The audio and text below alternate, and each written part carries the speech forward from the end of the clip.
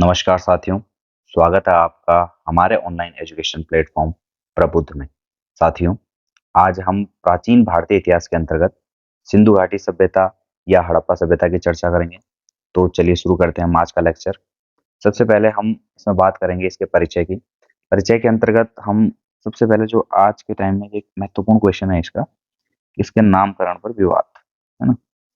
इसके देखिए बहुत सारे नाम है सिंधु घाटी सभ्यता के, परंतु जो दो सबसे फेमस नाम है वो है, एक सिंधु घाटी सभ्यता और दूसरा है हड़प्पा सभ्यता। तो हम पहले चर्चा करते हैं इसका जो नाम पड़ा सिंधु घाटी सभ्यता, वो क्यों पड़ा। हम्म, ये नाम इसका इसलिए पड़ा क्योंकि जो प्रारंभिक स्थल थे,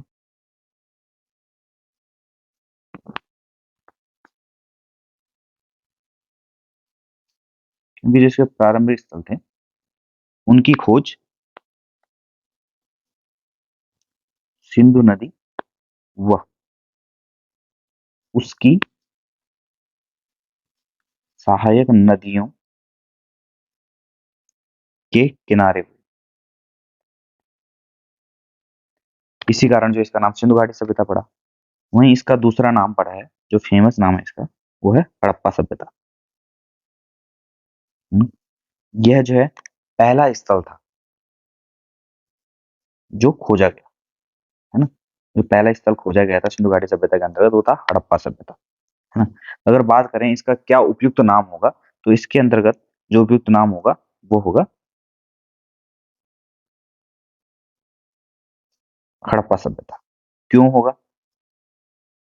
क्योंकि देखिए, जब भी किसी सभ्यता की खोज होती है या किसी स्थल की खोज होती है, तो पुरातत्व की एक शास्त्रीय परंपरा रही है कि जो पहला स्थल खोजा जाएगा उसी के आधार पर, उसी के नाम के आधार पर जो है उस सभ्यता या उस स्थल का नाम रखा जाएगा। तो पहला नाम क्या, पहला स्थल क्या खोजा गया आपका? हड़प्पा सभ्यता, इसलिए इसका उपयुक्त नाम भी हड़प्पा सभ्यता ही माना जाएगा। तो कभी कभी आपके पास क्वेश्चन आ सकता है कि इनमें से सिंधु घाटी सभ्यता उपयुक्त नाम है या हड़प्पा सभ्यता, तो आपका जवाब हमेशा हड़प्पा सभ्यता होगा। तो मैं यहाँ पे लिख लेता हूँ, सभ्यता से जुड़े पहले स्थल की खोज के आधार पर नामकरण किए जाने की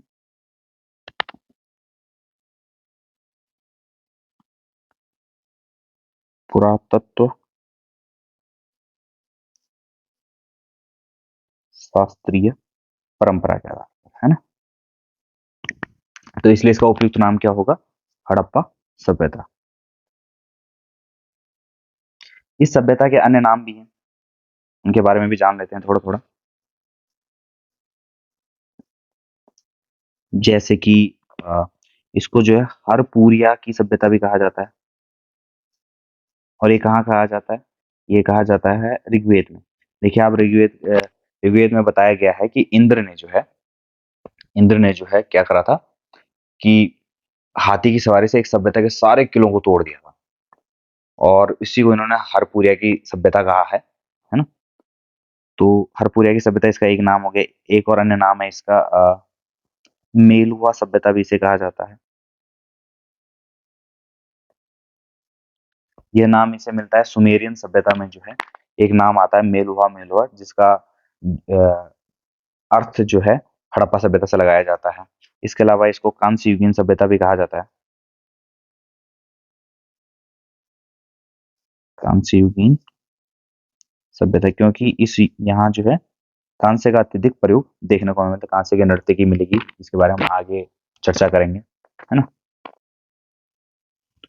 इस सभ्यता के साथ साथ अन्य स्थलों पे भी, विश्व में अन्य स्थलों पर भी जो है अनेक सभ्यताएं जो है गतिमान थी या उस टाइम जो विकसित हो रही थी, जिनमें जो है इसकी समकालीन सभ्यताओं की बात कर लेते हैं, जिससे कि आगे हमें जो है टॉपिक को कनेक्ट करने में ज्यादा समस्या ना हो। समकालीन सभ्यता जो एक फेमस थी वो है मिस्र की सभ्यता, जो आपको पता ही है नील नदी के तट पर थी। है ना। इसके अलावा एक और सभ्यता थी जो महत्वपूर्ण है, मेसोपोटामिया की सभ्यता। मेसोपोटामिया की सभ्यता ये कहाँ थी आपका, ये इराक में थी बेसिकली। इराक को माना जाता है, इराक में थी। इसके बाद अब हम बात करते हैं, अब आगे बढ़ते हैं इसके तिथि की, ये कब से कब विकसित हुई, है ना। बात करते हैं इसकी तिथि। देखिए रेडियो कार्बन डेटिंग विधि के द्वारा जो है इसकी तिथि, एक निर्धारित तिथि घोषित की गई, जैसे मैंने आपको पहले ही बताया पिछले लेक्चर में कि पुरातत्व शास्त्र में जो है एक फिक्स तिथि घोषित किया जाना, खासकर ऐतिहासिक काल से पूर्व यानी कि प्रागैतिहासिक काल और आधे ऐतिहासिक काल की कोई भी एक तिथि निर्धारित किया जाना बहुत मुश्किल है, क्योंकि सब कुछ जो भी डिपेंड है वो है पुरातात्विक स्रोतों पे है, यानी साहित्यिक स्रोतों पे नहीं है, है ना। तो इसकी तिथि की बात करें तो अलग अलग जगह आपको अलग अलग मिलेगी, परंतु एक जो सामान्य जो लगभग हर जगह प्रचलित है आजकल की किताबों में हम जब देखते हैं या किसी भी कॉम्पिटिटिव एग्जाम में जो जवाब आता है उसके आधार पर मैं ये लिख रहा हूँ, 2500 ईस्वी पूर्व से लगभग 1750 ईस्वी पूर्व तक, है ना। और ये तिथि हमने कैसे निकाली, रेडियो कार्बन डेटिंग विधि द्वारा, है ना। इसीलिए इसको प्रमाणित भी माना जाता है, रेडियो कार्बन डेटिंग विधि द्वारा निर्धारित, है ना? इसके वर्तमान आकार की बात करें अगर तो वर्तमान वर्तमान के आधार पर अगर हम बात करें जिस हिसाब से इसके स्थलों की खोज हो रही है, तो इसका आकार जो है त्रिभुजाकार है। इसके क्षेत्रफल की अगर की बात करें तो ये लगभग लगभग 13 लाख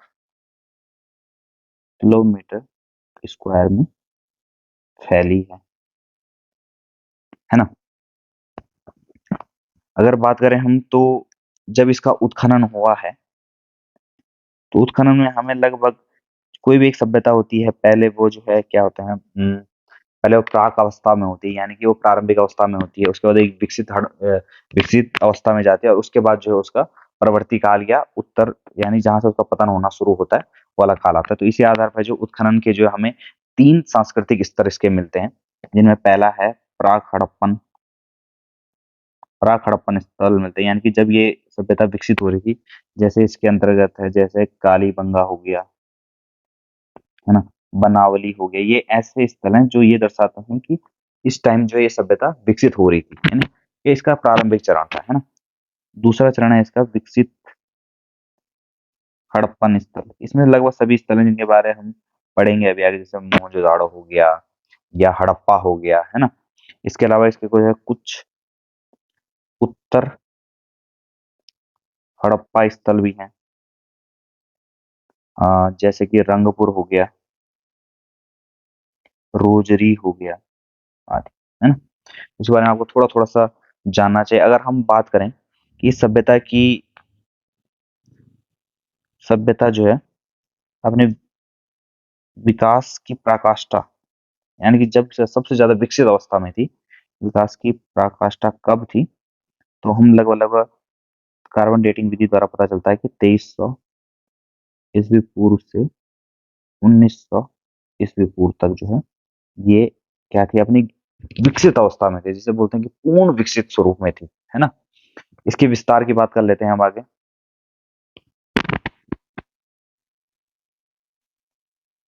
देखिए भारतीय महाद्वीप के अंतर्गत यह सिर्फ भारतीय भारत में विकसित नहीं है, भारत और पाकिस्तान दोनों में विकसित हुई है ना। अगर हम बात करें पाकिस्तान के अंतर्गत कौन कौन से क्षेत्र आते हैं, तो पाकिस्तान के अंतर्गत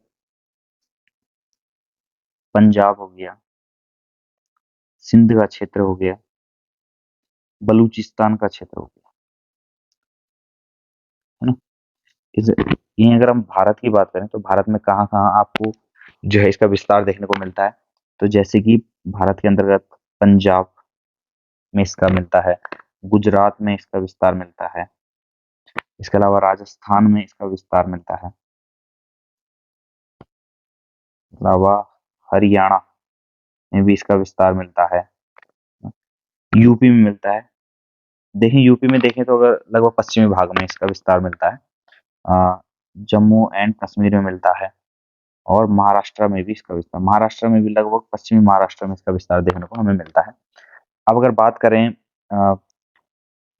इस सभ्यता के पूर्वी, पश्चिमी, उत्तरी और दक्षिणी छोरों के, तो इसके भी याद रख लीजिए क्योंकि ये बहुत महत्वपूर्ण है ना? तो इसका सबसे जो ये नॉर्थ हो गया, साउथ हो गया, ईस्ट हो गया और वेस्ट। नॉर्थ में अगर बात करें तो सबसे अ, उत्तरी है, उत्तरी हिस्सा मांडा, मांडा पड़ता है आपका जम्मू एंड कश्मीर में, है ना? ईस्ट में पूर्वी भाग की बात करें तो पूर्वी भाग में है आलमगीरपुर, जो कि पड़ता है आपका यूपी में, और ये जो है ये है हिंडन नदी के तट पर, हिंडन नदी के तट पर है। और साउथ में अगर बात करें तो ये है दैमाबाद, ये पड़ता है आपका महाराष्ट्र में, ठीक है। ये है परवरा नदी के तट पर। कभी कभी क्वेश्चन पूछ लेता है कि दैमाबाद कौन सी नदी के तट पर है या आलमगीरपुर किस नदी के तट पर है। इसी प्रकार अगर हम बात करें पश्चिमी छोर की, तो पश्चिमी छोर है सुत कागेंडोर, ये पड़ता है आपका बलूचिस्तान में, पाकिस्तान में है ये क्षेत्र, बलूचिस्तान में। और ये है दास्क नदी के तट पर, दास्क नदी। उम्मीद है आप सब लोगों को यहाँ पे समझ में आ गया होगा। अब हम जो है इसके बाद छोटे छोटे टॉपिक में सिंधु घाटी सभ्यता को समझेंगे। तो एक महत्वपूर्ण टॉपिक की बात करते हैं इसके अंतर्गत, जो इसकी सबसे महत्वपूर्ण बात भी है इस सभ्यता की, कि ये सभ्यता क्या थी, एक नगरीय या शहरी सभ्यता थी, है ना? तो हम बात कर लेते हैं नियोजित शहर तथा संरचना। नियोजित शहर से आप क्या समझते हैं? देखिए, नियोजित शहर मतलब प्लान सिटी, यानी कि एक प्लान के तहत बनाई गई है पूरी पूरी सिटी, है ना? तो हम सबसे पहले बात करते हैं कि ये क्या थी, एक शहरी सभ्यता थी, है ना? इसका जो नगर नियोजन था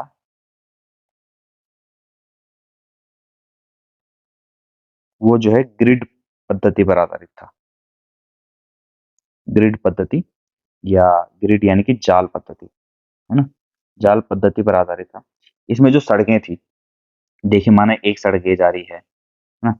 दूसरी सड़क ये जा रही है, तो ये क्या होती थी, एक दूसरे को समकोण, और तीसरी सड़क जो आ रही है एक दूसरे को समकोण पर काट रही है, इस तरह से देख रहे हैं आप। तो ये क्या है, एक जाल नुमा संरचना बना रही है ना? तो जो नगर नियोजन था वो ग्रिड पद्धति या जाल पद्धति पर आधारित था, जिसमें जो सड़कें थी, इसके अंदर जो सड़कें थी एक दूसरे को समकोण पर काटती थी। इसी पद्धति को क्या कहा जाता है, ऑक्सफोर्ड प्रणाली कहा जाता है ना? तो ये क्वेश्चन बहुत बार आया हुआ भी है, तो आप याद रखेंगे ऑक्सफोर्ड प्रणाली क्या है, जिसके अंतर्गत जो है सड़कें एक दूसरे को समकोण पर काट रही हैं, और इसी को हम जो ग्रिड पद्धति या जाल पद्धति भी कहेंगे। दूसरी महत्वपूर्ण विशेषता क्या थी यहाँ की, इस सभ्यता के शहरों में जो है जल निकासी की क्या थी, एक उचित व्यवस्था थी, है ना? जल निकासी की क्या थी, उचित व्यवस्था थी। इसके अंतर्गत क्या था, जो प्रत्येक घर से निकलने वाला पानी जो है नालियों के माध्यम से, नालियों के माध्यम से बड़े नाले में मिलता था, है ना? बड़े नाले में गिरता था। आप इस तरीके से समझिए, माना एक नाली किसी घर से ये निकली, दूसरी नाली किसी घर से ये निकली, तीसरी नाली, तो यहाँ पे क्या है, एक बड़ा नाला है ना? ऐसे ही यहाँ पे भी एक बड़ा नाला है जिसमें कि अलग अलग घरों से वो निकल रहा है, और यहाँ पे एक क्या है, मुख्य नाला है ना? फिर यहाँ पे भी माना किसी घर, तीन चार घरों से यहाँ पे आ रहा है, तो ये सब जुड़ के कहाँ जा रही है, बड़े नाले में मिल रहे हैं। इस प्रकार की इनकी क्या थी, एक जल निकासी प्रणाली थी, जैसे कि आज के टाइम हम देखें, जैसे कि हमारी सिविल लाइन्स हैं, उसी तरीके से जो है पहले भी जल निकासी प्रणाली आज से, ये सोचिए आप, मैं तब की बात कर रहा हूँ,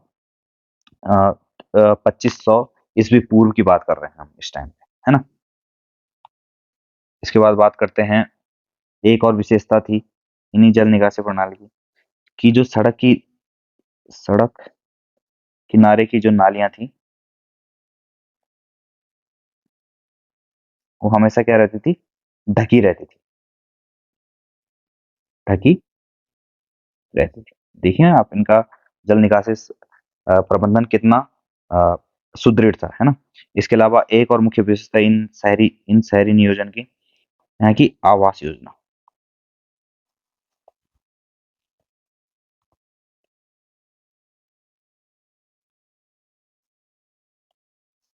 देखिए अगर हम बात करें आवास योजना की, तो इसमें जो भवन थे वो व्यवस्थित ढंग से निर्मित थे। भवन व्यवस्थित ढंग से निर्मित, है ना। सामान्यतः जो प्रत्येक घर थे, उनके अंदर जो है प्रत्येक घर में, जैसे आज हमारा किचन होता है तो वैसे ही जो है रसोई घर थे, है ना। आंगन था। इसके अलावा प्रत्येक घर में क्या थे, स्नानागार निर्मित थे, है ना। प्रत्येक घर के जो दरवाजे, वो खिड़कियां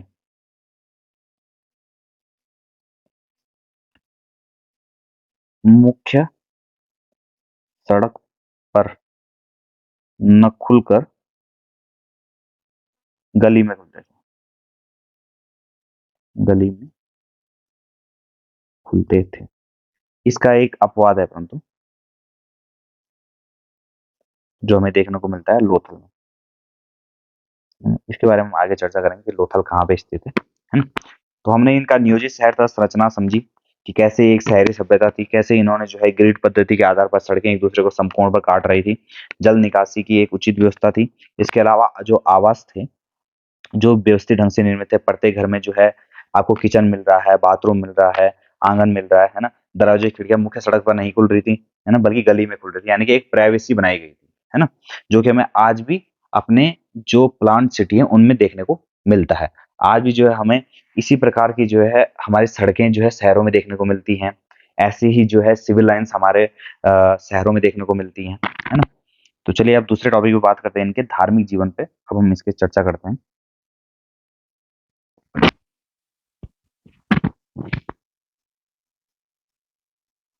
धार्मिक जीवन, है ना?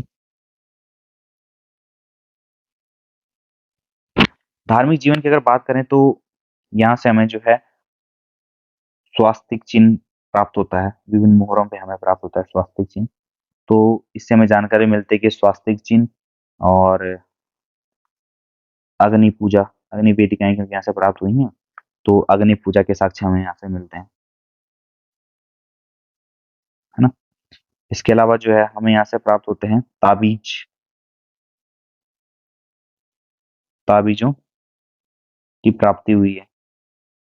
इससे क्या स्पष्ट होता है, इससे स्पष्ट होता है कि ये लोग जो है जादू टोना हो गया, तंत्र मंत्र हो गया, यानी कि जैसे अंधविश्वासों पे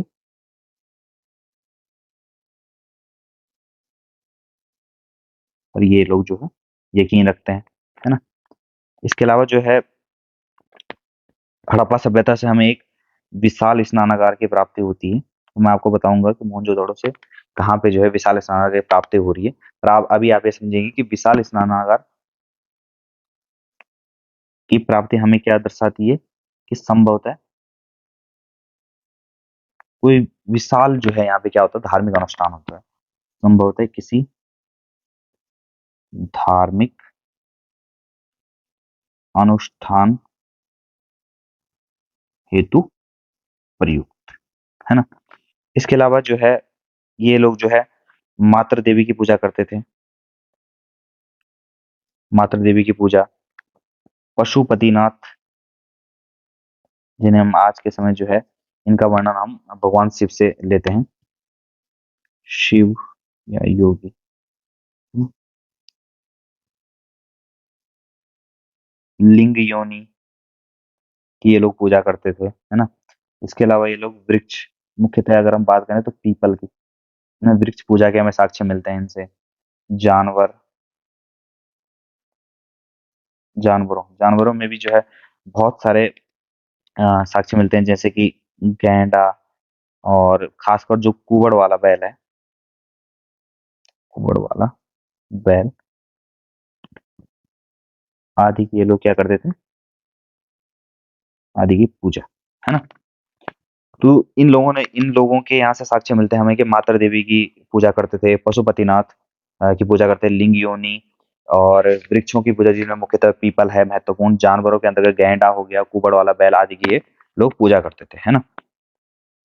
जो यहाँ से साक्ष्य मिले हैं उनके आधार पर हम कह सकते हैं कि ये लोग पुनर्जन्म किस आधार पर, क्योंकि जब इन्होंने समाधान की प्रक्रिया करी तो उसमें भी जो है कुछ ना कुछ सामान भी हमें देखने को मिला, है ना। तो पुनर्जन्म हो गया, कर्मकांड हो गया, ये आदि में जो है क्या करते थे, विश्वास करते थे।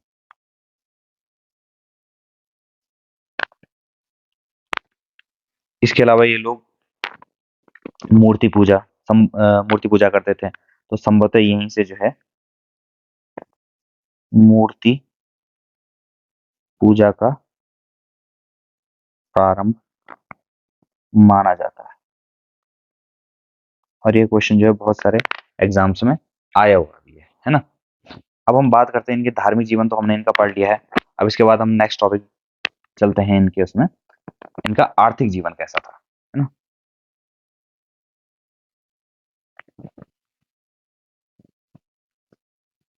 आर्थिक जीवन,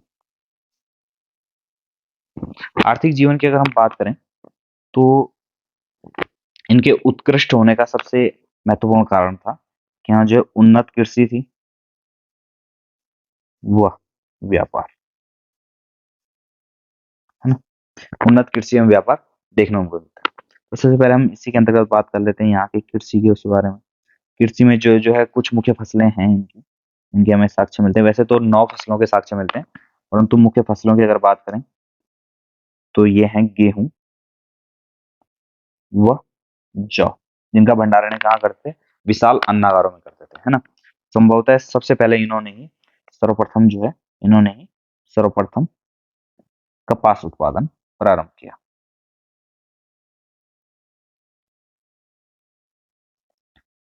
है ना। इसीलिए जो है सर्वप्रथम कपास उत्पादन प्रारंभ करने के कारण ही यूनानियों ने इन्हें क्या नाम दिया है, यूनानियों ने इन्हें सिंडन नाम दिया, इस क्षेत्र को जहां पे कपास उत्पादन हुआ था सिंडन नाम दिया, है ना। कृषि कार्य हेतु हमें क्या है, पत्थर प्लस कांसे से निर्मित उपकरणों या औजारों का प्रयोग, है ना, हुआ।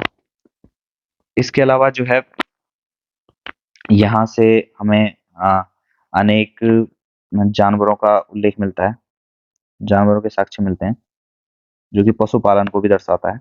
जानवरों के साक्ष्य जैसे कि कुत्ता हो गया, बैल हो गया, हाथी हो गया, घोड़ा हो गया। परंतु हम याद याद रखेंगे, शेर के साक्ष्य प्राप्त नहीं, है ना। ये महत्वपूर्ण है क्योंकि बहुत बार क्वेश्चन में 4 ऑप्शन देके पूछ लेता है कि इनमें से कौन से जानवर के साक्ष्य प्राप्त नहीं, कुत्ता, बैल, हाथी, शेर। तो आपका ऑप्शन हमेशा होना चाहिए शेर। शेर के साक्ष्य यहाँ से प्राप्त नहीं हुए हैं, ठीक है। इसके अलावा इनमें जो है इनका एक प्रिय पशु भी था,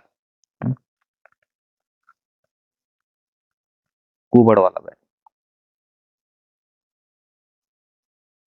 क्योंकि इसका चित्रांकन जो है हमें विभिन्न मोहरों पे, विभिन्न जगह पे मिलता है ना। तो इसके बाद हम बात करते हैं इनके प्रमुख उद्योग की।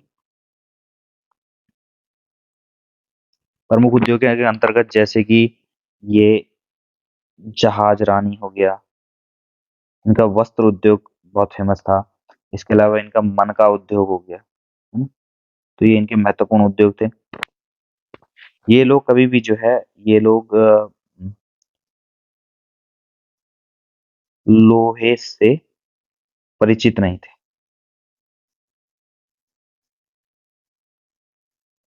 इसके अलावा अगर हम कुछ और बात करें तो जैसे जो व्यापार था, वो वस्तु विनिमय की प्रणाली पर आधारित था। वस्तु विनिमय से मतलब कि जो व्यापार जो है, जैसे हम वर्तमान में जो व्यापार हो रहा है वो करेंसी आधारित है, यानी कि मुद्रा आधारित है ना? मुद्रा आधारित व्यापार है कि हम मुद्रा देते हैं और कोई चीज खरीदते हैं। परंतु उस टाइम जो है, अगर आपको कोई चीज खरीदनी तो किसी एक वस्तु को देने के पश्चात ही आप दूसरी वस्तु को खरीद सकते थे, है ना? और इसके अलावा अगर हम व्यापार की ही बात करें तो आंतरिक व्यापार भी होता था और बाहरी व्यापार भी होता था, है ना? यानी कि जैसे आंतरिक व्यापार है तो ये होता था स्थल मार्गों से,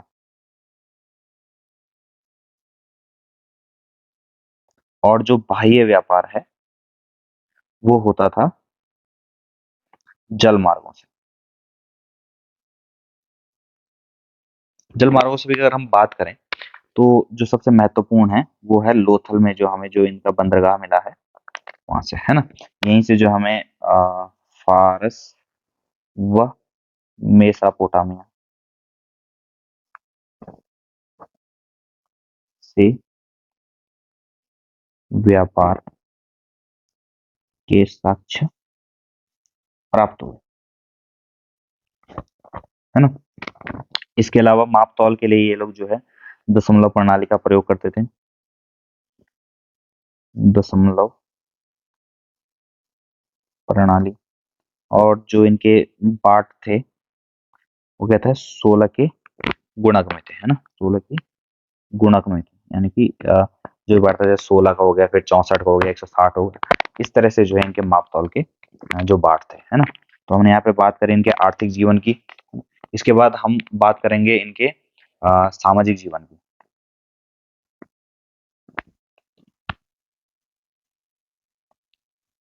सामाजिक जीवन,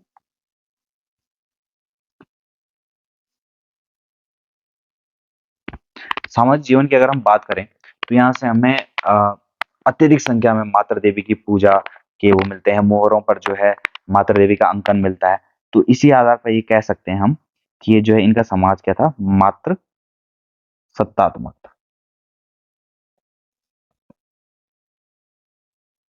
है ना? इसके अलावा अगर हम बात करें तो ये समाज जो था इनका मुख्यतः जो है 4 वर्गों में हम इसको बांट सकते हैं। जिसमें जो है एक तो हो गया आपका प्रशासनिक वर्ग। अभी तक भी ये स्पष्ट नहीं हुआ है कि सिंधु घाटी की जो सभ्यता है वो एक केंद्रीय सभ्यता थी, या उसके जो अलग अलग जो पुरास्थल जो हम जिनके बारे में आगे पढ़ेंगे वो अलग अलग शासित हो रहे थे, या फिर किस तरह से जो है इनका वो चल रहा था, शासन चल रहा था। इस बारे में अभी तक भी कोई स्पष्ट जानकारी प्राप्त नहीं हुई है ना?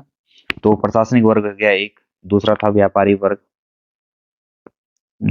तीसरे वर्ग थे जो पुरोहित वर्ग था, और चौथा जो कृषि का था यानी कृषक।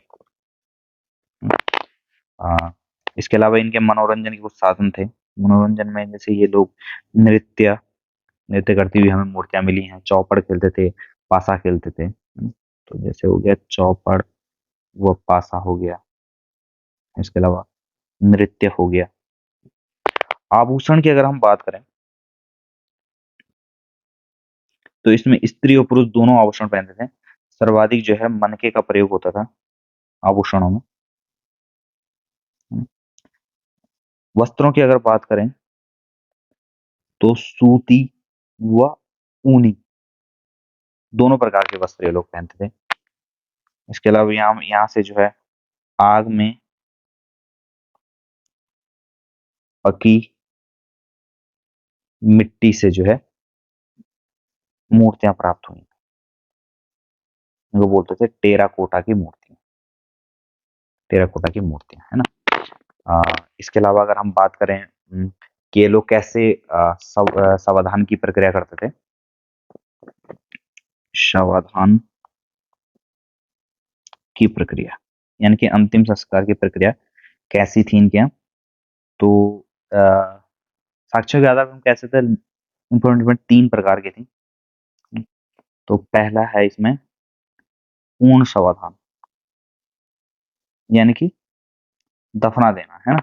दूसरा था आंशिक शवाधान। इसमें ये लोग क्या करते थे, पहले जो शरीर था उसको जो है खुले में छोड़ देते थे ताकि पशु पक्षी उसको खा लें। जितना बच जाता था उसको जो है दफना देते थे। और तीसरा था पूर्ण दहन, यानी कि जलाना, जो है सबको जला दिया जाता था, है ना। हाँ, थोड़ी सी और चर्चा कर लेते हैं, जैसे कि इनकी मोहरों की। मोहरें, ये बहुत ही अच्छा टॉपिक है इनका। मोहरों में जो है ज्यादातर मोहरें जो हमें इनकी प्राप्त होती हैं वो होती हैं वर्गाकार मोहरें प्राप्त होती हैं और आयताकार, है ना। परंतु जो सर्वाधिक हैं वो हैं वर्गाकार, लगभग 2x2 के इंच के उसमें है मिलती हैं। और ये जो है सामान्यतः सेल खड़ी से निर्मित है। वर्गाकार की जो मोहरें हैं सामान्यतः सेल खड़ी से निर्मित। और जो मोहरों में सर्वाधिक अंकन किसका मिलता है हमें, एक श्रृंगी पशु का, एक श्रृंगी पशु का अंकन, यानी कि एक सिंग वाले पशु का, है ना। अब बात करते हैं इनकी लिपि की।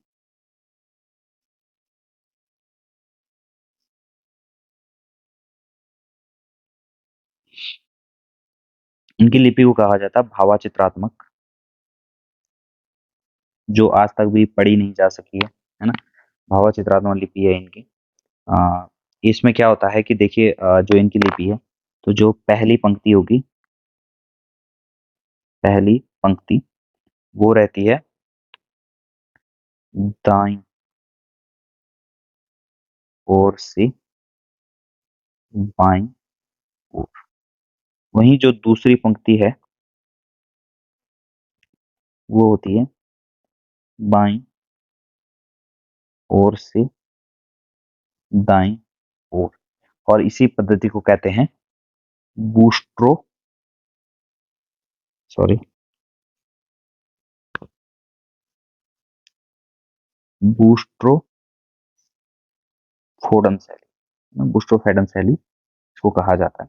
तो आपको बस इतना ध्यान रखना है, इनकी लिपि जो थी वो थी भावाचित्रात्मक लिपि थी। पहली पंक्ति जो है दाईं से बाईं और दूसरी जो है बाईं से दाईं और लिखी जाती थी। इसी को जो है बूस्ट्रोफेडन शैली कहा जाता है। इसको जो आज तक भी पढ़ा नहीं जा सका है। इसीलिए जो हम जो ये सभ्यता है उसको जो हम क्या बोलते हैं, आद्य ऐतिहासिक काल के अंतर्गत रखते हैं। जैसे मैंने आपको पहले भी समझाया था पिछले वाले लेक्चर में कि आद्य ऐतिहासिक काल के अंतर्गत रखा जाता है, कि आद्य ऐतिहासिक के काल के अंतर्गत पुरातात्विक साक्ष्य और लिखित साक्ष्य दोनों उपलब्ध होते हैं, परंतु लिखित साक्ष्य जो पढ़े नहीं जा सकते, है ना। तो इसी के अंतर्गत ये सभ्यता भी आती है। उम्मीद है आप सभी लोगों को इतना समझ में आया होगा। हमने इस लेक्चर में सिंधु घाटी सभ्यता के जो सामान्य पायदान है उनको समझा है। इसमें हमने समझा है कि किस तरह से जो है इनका सामाजिक जीवन था, किस तरह से इनका आर्थिक जीवन था, है ना। और किस तरह से इन्होंने जो है अपना जो शहर या जो भी संरचनाएं बनाई, किस तरह की इन्होंने प्लांट सिटी बनाई, है ना। ये जिसमें जो है ग्रिड पद्धति के आधार पर सड़कें एक दूसरे को संपूर्ण पर काट रही हैं, जल निकासी की उचित व्यवस्था है, समाधान की प्रक्रिया हमें यहाँ देखने को मिलती है, मोहरें भी मिलती हैं, इनकी लिपि मिलती है, इनके बंदरगाह हैं। ये लोग जो व्यापार कर रहे हैं विभिन्न सभ्यताओं से, मेसोपोटामिया से इनके तार जुड़ रहे हैं। इसके अलावा मिस्र की सभ्यता से इनके तार जुड़ रहे हैं। मिस्र की सभ्यता से इनके समकालीन है, तार तो नहीं जुड़ रहे हैं। और इसके अलावा जो है जैसे ये लोग मिस्र सभ्यता से भी जुड़ाव रखते हैं, तो वहां से स्थल और जल दोनों मार्गों से जुड़ाव रखते हैं। जबकि फारस या मेसोपोटामिया से ये जो है लोथल वाले बंदरगाह से जो है जुड़ाव रखते हैं। इसके अलावा मैंने आपको समझाया कि ये कहाँ-कहाँ इसका विस्तार है, इसके क्या-क्या अन्य नाम हैं, इनका नामकरण में आपको बिल्कुल कन्फ्यूज़ नहीं होना है। तो चलिए अब हम जो है नेक्स्ट लेक्चर में इनके विभिन्न स्थलों के बारे में समझेंगे। इसमें जो है मैंने आपको ओवरव्यू देने की कोशिश की है कि सिंधु घाटी सभ्यता को हम किस तरह से समझेंगे। तो धन्यवाद।